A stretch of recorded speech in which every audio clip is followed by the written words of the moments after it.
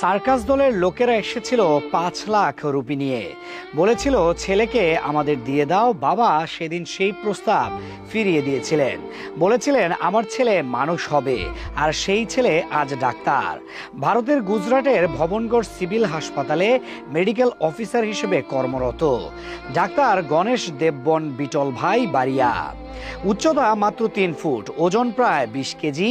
কিন্তু এই মানুষটার জীবনের গল্প শুনলে বুঝবেন উচ্চতা দিয়ে মানুষের সীমা মাপা যায় না।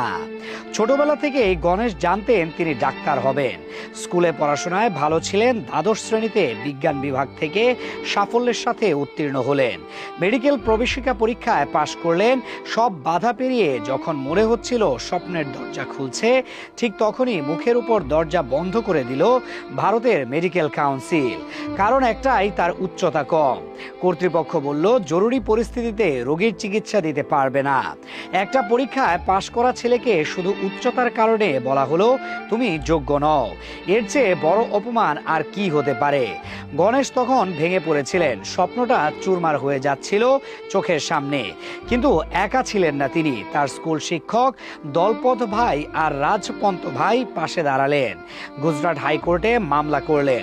হাইকোর্টে হারলেন, তবুও থামলেন না। মামলা গেল সুপ্রিম কোর্টে। আর ২০১৮ সালের ২২ অক্টোবর এলো সেই ঐতিহাসিক রায়। সুপ্রিম কোর্ট বলল কোনো শারীরিক অক্ষমতা বা উচ্চতা এমবিবিএস ভর্তির ক্ষেত্রে বাধা হতে পারে না। সেদিন শুধু গণেশ জেতেননি, জিতেছিল লক্ষ লক্ষ মানুষের স্বপ্ন, যারা সিস্টেমের দেয়ালে বারবার মাথা ঠুকেছে। মেডিকেল কলেজে ভর্তি হলেন, পড়াশোনা শেষ করলেন, ইন্টার্নশিপ করলেন, আর কাকতালীয়ভাবে সেই একই হাসপাতালে এখন মেডিকেল অফিসার হিসেবে কাজ করছেন, যে হাসপাতাল একসময় তাকে ফিরিয়ে দিতে চেয়েছিল। প্রথম দিকে রোগীরা অবাক হতেন।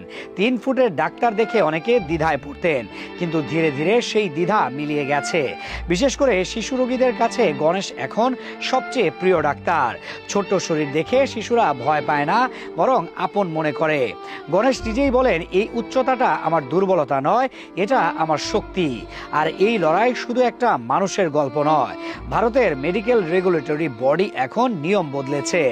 এখন থেকে শুধু শারীরিক অক্ষমতার ভিত্তিতে নয়, কর্মদক্ষতার ভিত্তিতে মূল্যায়ন হবে শিক্ষার্থীদের।